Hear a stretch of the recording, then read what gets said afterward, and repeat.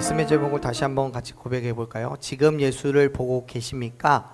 지금 아멘. 여러분, 여러분도 그렇게 느끼실지 모르겠지만 지금 우리가 있는 이 평택이라는 지역이 점점 많이 커지고 있다라는 느낌이 들어요.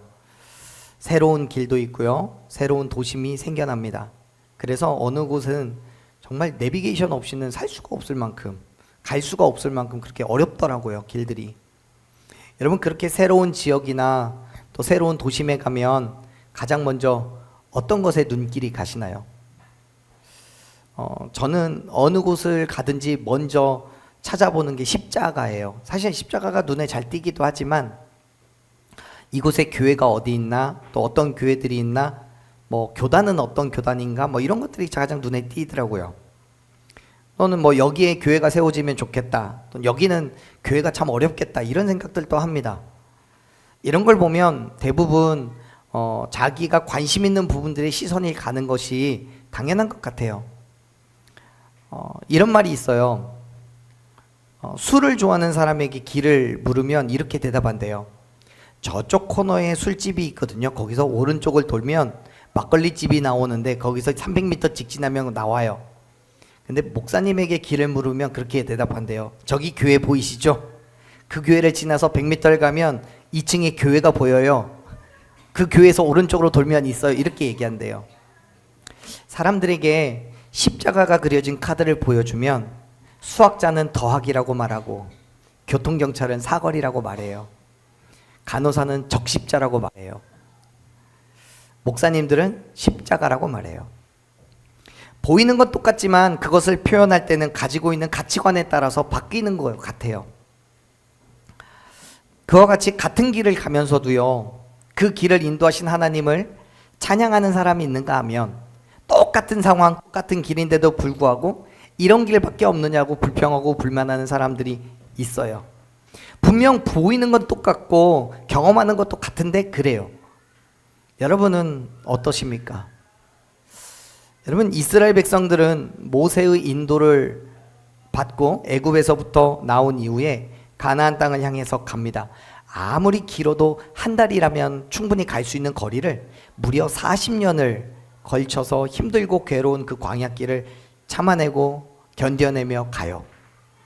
그러다 보니까 이스라엘 백성들에게는 불평도 있고 불만도 있어요. 그러다가 하나님의 징계도 받았어요. 그럼에도 불구하고 하나님께서는 끝까지 그들을 붙잡으시고 계획하신 그 땅, 가나안 땅까지 인도해 주시지요. 그렇게 그들은 광야 생활의 막바지에 다다르게 됩니다. 우리가 같이 읽었던 말씀, 우리 4절 말씀을 다시 한번 읽어볼까요? 21장 4절입니다. 읽습니다. 백성이 흐르산에서 출발하여 홍해 길을 따라 에돔 땅을 우회하려 하였다가 길로 말미암아 백성의 마음이 상하리라. 아멘. 이스라엘 백성들은요, 호르라고 불리는 그 산에 머물렀어요. 그랬다가 홍해를 따라서 평탄한 왕의 대로라고 불리는 그 땅을 따라서, 그 길을 따라서 에돔 땅으로 돌아가기를 원했어요. 근데 그 왕의 대로라는 땅이요, 말처럼 왕들이 다니는 길이었고 편안하게 다니는 아주 좋은 땅에 잘 닦여진 길이었단 말이에요. 그 길로 가면 쉽게 가나안 땅으로, 모압 땅으로 들어갈 수 있어요. 그런데 에돔 사람들이 그 길을 막아요. 못 지나가게 해요. 이미 에돔 사람들은요, 이스라엘 사람들에 대한 소문을 들었어요. 하나님께서 그들에게 어떻게 역사하셨는지, 가는 곳마다 그 나라와 싸우면 어떤 결과가 있었는지를 아니까 에돔 사람들의 입장에서는 이스라엘 백성들이 껄끄러운 거예요. 아무 생각 없이 그들의 나라를 관통하여서 왕의 대로를 사용하게 한다면 이스라엘 백성들이 갑자기 에돔을 공격하면 속절없이 당할 수밖에 없잖아요. 그래서 에돔 사람들은 가나안 땅을 쉽게 가는 그 왕의 대로를 막고 서서 지나갈 수 없게 한 거예요. 결국 이스라엘 백성들은 에돔 사람들과 부딪히지 않으려고 홍해의 길로 돌아갑니다. 근데 그 홍해의 길은 광야예요. 이스라엘 백성들이 출애굽한 지 얼마 안 되었을 때 그 홍해의 길로 광야로 들어가서 30년을 보냈던 그 길이에요. 이제야 겨우 왕의 대로를 통해서 가나안 땅으로 들어가는 그 나름대로 편해진 삶을 살아볼까 했는데 에돔 사람들의 방해 때문에 고통스러운 광야 길로 다시 가야 돼요. 이런 상황이 이스라엘 백성들의 입장에서 보자면 얼마나 짜증나고 화가 나고 막 그러겠어요. 마음이 상해요. 사랑하는 여러분, 우리도 그럴 때 있죠. 하나님의 영광을 위해서 열심히 달려가고 또 그 길을 잘 가고 있다고 생각했던 어느 날 갑자기 하나님께서는 잘 가던 그 길에서 다른 방향으로 인도해 주실 때가 있단 말이에요. 문제는 그 길이 누가 봐도 좋은 길이고 누가 봐도 만족스럽다면 괜찮겠는데 그렇지 않아요. 그러면 우리는 큰 실망과 함께 하나님의 향해서 나한테 도대체 왜 이러시느냐고 따져 묻기 일쑤입니다. 이스라엘 백성들처럼요. 더군다나 지금 말씀 속에서 이스라엘 백성들은 에돔 사람들이 길을 막고 있는 것에 대해서 아주 별거 아닌 것처럼 생각해요. 저 정도면 싸워서 이길 수 있다라고 생각해요. 왜냐하면 우리가 읽은 말씀은 아니지만 1절 말씀을 보면 이스라엘 백성들은 이미 그 아랏이라는 나라의 왕과 함께 치열한 전투를 벌여서 승리를 경험을 했어요. 1절부터 3절까지 말씀에서 그 아랏과의 전투가 나와요. 근데 거기서 큰 승리를 경험했기 때문에 이제 누구와 싸워도 그만한 승리는 충분히 거둘 수 있다라고 생각하는 거예요. 물론 그 아랏과의 전투는 하나님께서 그들 가운데 승리를 허락하셨기 때문에 가능했던 일이에요. 그럼에도 불구하고 그러한 큰 승리를 경험한 이후에 왕의 대로를 맡고 있는 그 에돔 사람들이 얼마나 우습겠냐고요. 인간적으로요. 하나님께서 아랏과의 전투에서 그랬던 것처럼 힘과 능력을 주시면 얼마든지 그들과 싸워서 이길 수 있다라고 생각했을 거예요. 하지만 하나님께서는 정말 의외로 그들과 싸우는 것이 아니라 오히려 다른 길, 훨씬 힘들고 어려운 길, 이미 한번 경험해서 정말 가기 싫은 그 땅으로 다시 돌아가라고 말씀하시는 거예요. 말도 안 되죠. 왜 우리가 쉽고 좋은 길 놔두고 어렵고 힘든 길로 가야 하느냐고요. 사랑하는 여러분, 이 길이 편하고 좋은 길인데 이렇게 하면 되는데 내가 하면 어렵지만 하나님께서 도와주시면 되는데 왜 하나님은 이 길을 주시지 않고 힘든 길, 어려운 길로 우리를 가게 하실까요? 여러분, 우리는 하나님의 계획을 알아야 돼요. 인간의 지혜와 지식으로는 결코 알 수 없는 그 길을, 그 의도를, 하나님의 계획하심을, 섭리를 알아야 돼요. 인간의 지혜와 경험을 의지하지 마십시오.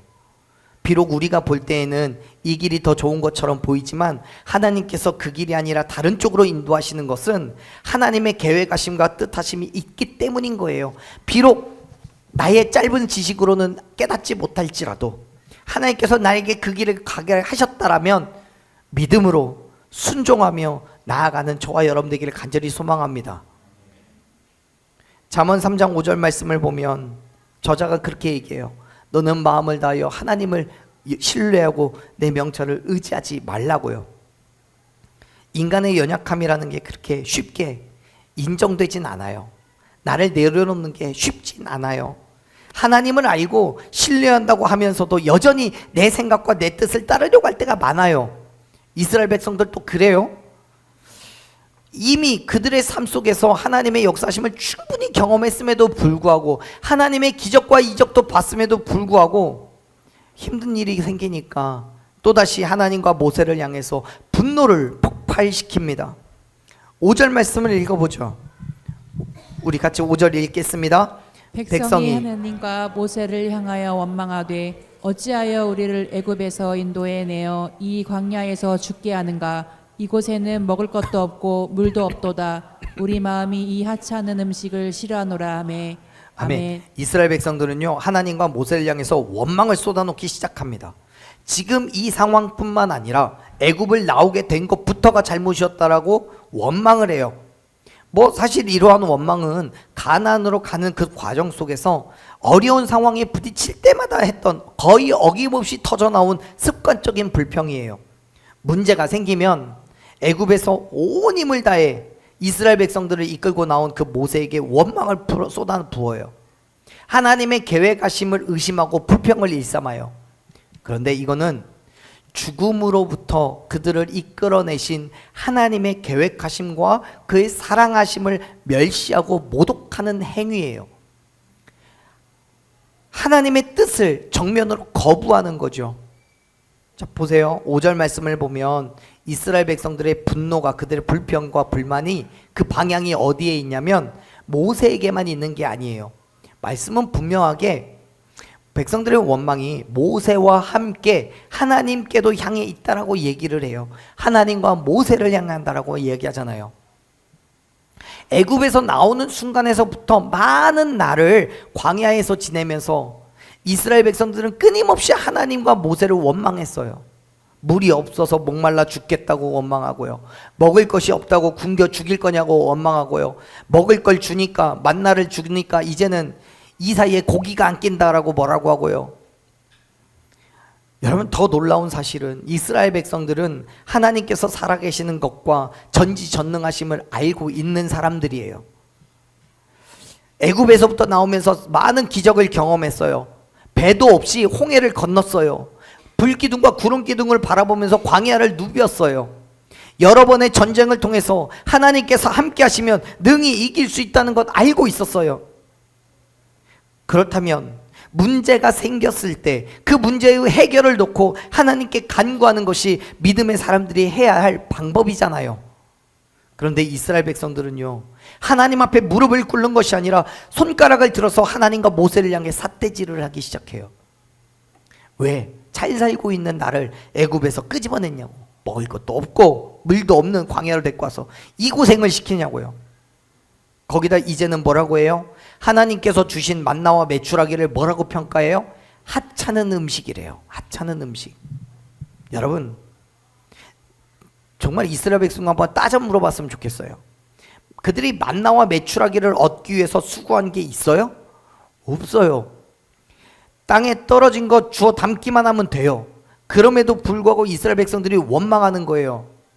더 놀라운 사실은 그들이 그토록 폄하하는 음식인 만나는 이전에 뭐라고 얘기해요? 처음 만나를 잡았을 때는 뭐라고 했냐면 꿀을 섞은 과자라고 얘기했어요. 스스로 경탄하며 맛있다라고 칭찬했어요. 근데 이제는 하찮은 음식이래요. 배가 부른 거죠. 그들이 싫어한 대상은 단순히 음식이 아니라 애굽에서 나오게 된 것과 그것을 주도한 하나님이 싫어진 거예요. 더 이상 하나님의 은혜가 감사가 아니에요. 가나안 길로 가는 그 길이 축복이 아니에요. 힘들고 어렵고 괴롭고 슬픈 길이에요. 가난하고 고난의 길로 나아가는 거였어요. 여러분, 이 땅에서 우리가 살아가는 동안 하나님께서 우리에게 계획하신 그 길이 있어요. 그 길 위에서 우리는 만나와 메추라기를 만나요. 불기둥과 구름기둥으로 보호하심을 받아요. 처음에 그것이 우리에게 주어졌을 때는 그게 하나님의 은혜였고 축복이었어요.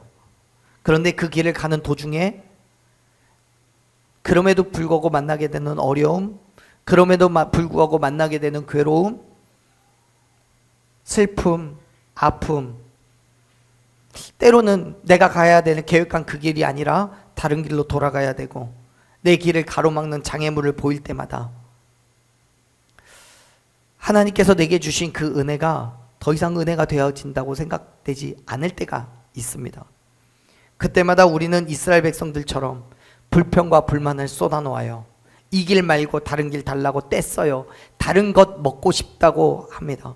사랑하는 여러분, 그동안 하나님께서 우리에게 허락하신 것이 있고 그것들을 통해서 우리에게 많은 유익과 평안과 안식을 얻었잖아요, 우리가.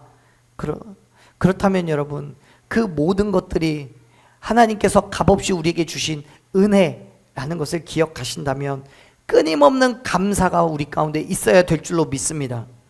어떻게 그걸 무시하고 불평과 불만을 쏟아놓느냐고요. 사랑하는 여러분, 하나님께서 저와 여러분에게 역사하신 것을 생각해 보십시오. 언제나 우리와 함께 하시고 지키시고 보호하셨던 하나님이에요. 먹을 것이 필요하면 만나 주셨고요. 고기가 먹고 싶다고 하면 메추라기 주셨어요. 불기둥과 구름기둥으로 우리를 지키시고 보호하셨어요. 뿐만 아니에요. 만나는 하찮은 음식이 아니에요. 그는 우리를 향한 하나님의 사랑이었고 우리를 죽음 가운데서 건지시기 위한 허락하신 최고의 선물이었습니다. 아멘. 우리의 노력과 수고가 없어도 얻을 수 있는 그야말로 은혜였어요. 그럼에도 불구하고 이스라엘 백성들은 아니 나는 하나님 앞에 이것밖에 줄 게 없느냐라고 투정을 부려요. 더 편한 길, 더 좋은 건 내놓으라고 요구하는 거예요. 이스라엘 백성들의 이런 불평 가운데 하나님께서 어떻게 반응하시는 게 옳겠습니까? 6절을 보면 이렇게 하셨어요. 6절 읽어볼게요. 여호와께서 불뱀들을 백성 중에 보내어 백성을 물게 하심으로 이스라엘 백성 중에 죽은 자가 많은지라. 아멘. 아멘. 하나님께서 이스라엘 백성들에게 불뱀을 보내셨어요. 그 불뱀으로 많은 이스라엘 백성들이 죽었습니다. 광야 길에서 만난 불뱀, 그거는 이스라엘 백성들의 불평과 불만과 원망의 결과였어요. 하나님을 향한 원망의 목소리가 불뱀으로 돌아온 거예요. 그런데 매우 흥미로운 사실은 이 불뱀이 광야에서는 너무 쉽게 발견되는 뱀이라는 거예요. 여러분 아직 40년이 다 지나진 않았지만 광야의 길 속에서 불뱀으로 인해 고통받았다는 이야기는 여기밖에 없어요. 지금 이 순간밖에 없어요. 무슨 말이냐면 광야에서 수많은 불뱀들을 만날 수 있었고 볼 수 있음에도 불구하고 그 불뱀이 지금까지는 이스라엘 백성들을 해하지 않았다는 거예요. 그런데 여기에서 그 불뱀은 갑자기 이스라엘 백성들 향해 공격을 하기 시작해요. 신명기 8장을 보면 모세는 광야길에 있었던 때를 회상하면서 하나님께서 이스라엘 백성들을 그 험한 광야길에서 불뱀으로부터 보호하고 지키셨다라고 말해요. 그렇습니다. 여러분, 지금까지 불뱀이 그렇게 많았지만 이스라엘 백성들이 고통당하지 않았던 이유는 그 불뱀들이 눈이 멀어서가 아니라 이스라엘 백성들이 조심해서가 아니라 하나님께서 그들을 지키시고 보호하셨기 때문임을 믿으시길 바랍니다. 그런데 여기에서 그 불뱀들이 이스라엘 백성들을 공격해요. 우리가 읽었던 말씀에서 불뱀을 보냈다라고 기록되어 있는 히브리어는 보내어라고 번역되어 있는 히브리어는 놓아주다, 해방하다 이런 의미가 있어요. 다시 말해서 하나님께서 그동안 지키시고 보호하셨던 불뱀들을 가둬놓으셨던 그 손을 놓으셨다는 거예요. 불뱀들을 해방시키셨다는 거예요. 무슨 말입니까?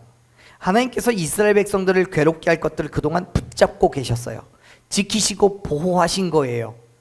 이스라엘 백성들이 피해를 받지 않도록 하신 거예요. 그런데 그 도움의 손길을 거두신 거예요. 그냥 내버려 두신 거예요. 사랑하는 여러분, 하나님께서 우리를 지키시지 않으시면 우리는 너무도 쉽게 넘어질 수밖에 없어요.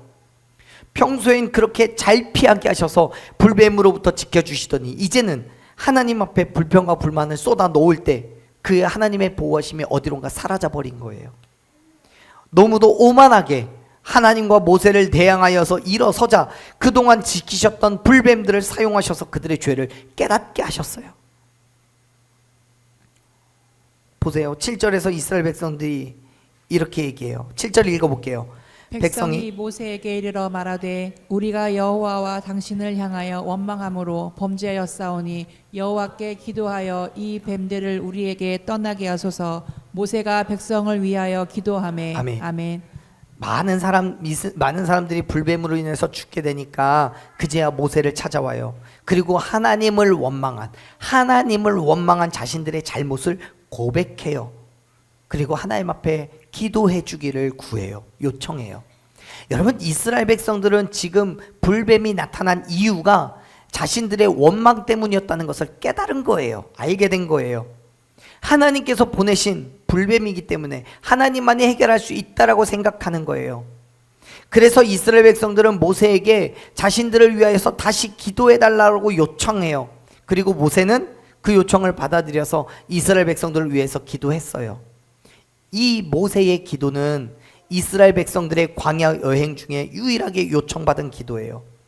이때를 제외하고는 언제나 이스라엘 백성들의 요청이 없어도 모세가 먼저 하나님 앞에 엎드려서 중보했어요.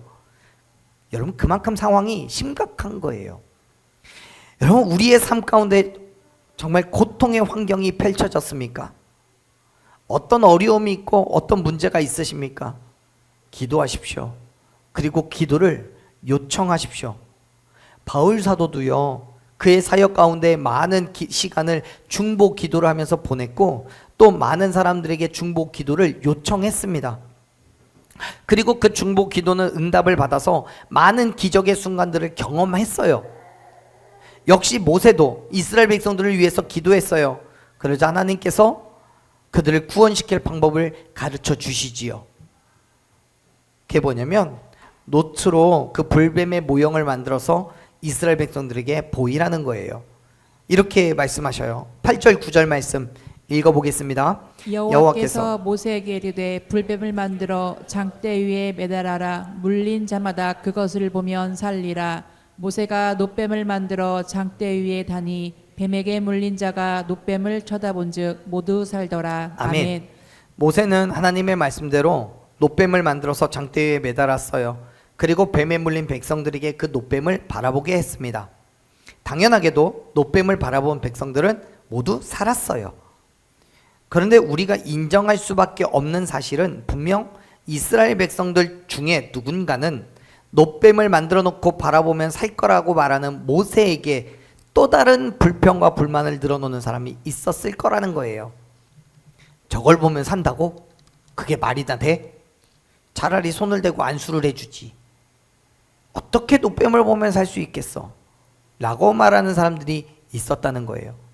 그들은 불신에 가득 차서 놋뱀을 바라보지 않아요. 그러면 어떻게 됐을까요? 당연히 죽었겠죠.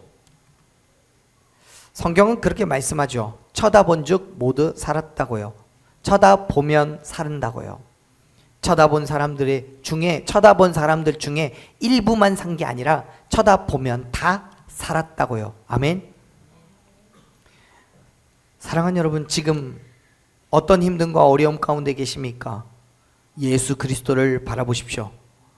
여러분, 불뱀에 물려 죽어가던 사람들이 언제 살았어요? 놋뱀을 바라봤을 때예요. 물론 인간적인 생각으로는 말도 안 되죠. 무슨 신화적인 이야기도 아니고 놋뱀이 무슨 능력이 있다고 그걸 바라보면 산답니까? 하지만 믿음으로 모세가, 하나님께서 모세를 통해 말씀하신 그 말씀에 순종하여서 놋뱀을 바라본 사람들은 다 살았어요. 요한복음 3장 14절에서 예수님은 우리에게 분명히 말씀하셨습니다. 모세가 광야에서 뱀을 든 것 같이 인자도 들려야 된다고요. 더불어서 말씀하시죠. 그를 믿는 자마다 영생을 얻게 하신다고요. 그렇습니다. 이 어둠의 땅에서 우리가 살아가는 동안 수없이 물리게 된 독뱀의 독에서부터 살 수 있는 방법은 오직 예수 그리스도의 죽으심과 부활하심을 믿고 그 믿음으로 눈을 들어 바라보는 것임을 믿으시길 바랍니다. 왜요? 예수님은 이미 죽음을 이기시고 승리하셨잖아요. 믿으십니까? 사랑하는 여러분, 하나님께서 우리에게 나아가라고 명령하시는 그 길은 이미 하나님이 준비하신 길이에요. 인간의 눈으로 보면 광야 길이죠. 힘들고 어렵죠. 가시밭 길이에요. 괴로움의 길이에요.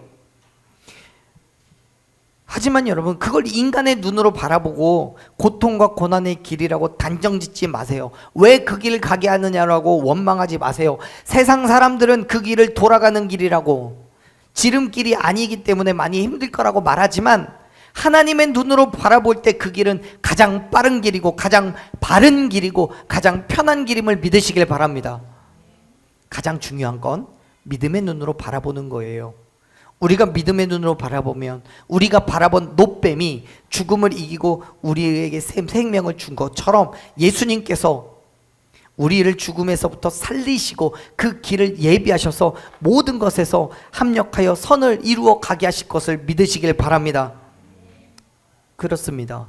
우리를 향한 하나님의 사랑하심은 단순히 놋뱀을 보게 하신 것으로 끝나지 않아요. 죽을 수밖에 없는 우리의 육체를 회복시켜 주신 것으로 끝나지 않아요.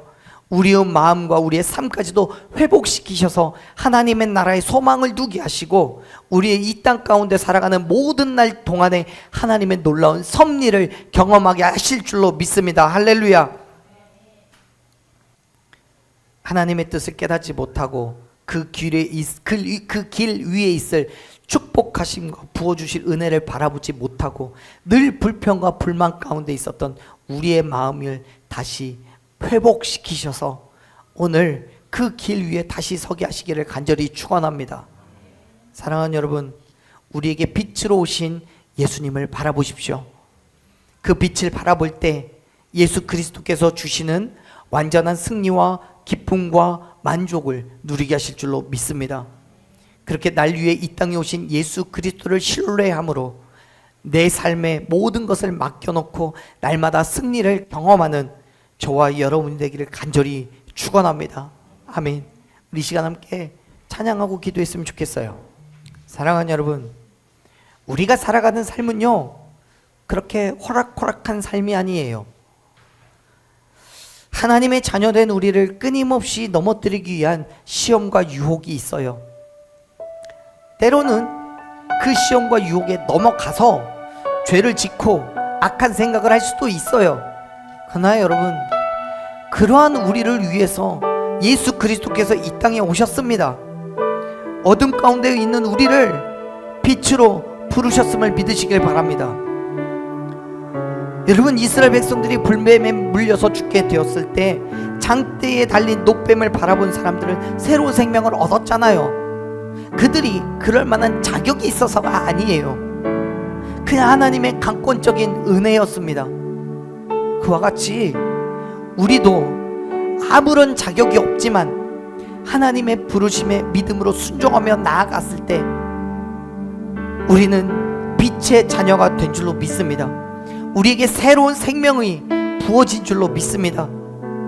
그리고 이제 우리가 그 빛을 드러내야 될 때가 된 거예요. 사도 요한은 요한일서 1장 7절에서 그가 빛 가운데 계신 것 같이 우리도 그 빛 가운데 행해야 한다고 권면합니다. 그렇기 때문에 사랑하는 여러분, 믿음의 눈을 들어서 예수 그리스도를 바라보십시오. 우리에게 주어진 삶의 시간들 속에서 주가 행하실 일을 믿음으로 드러내며 그 빛의 자녀로 살아가는 저와 여러분의 삶이 되기를 간절히 축원합니다.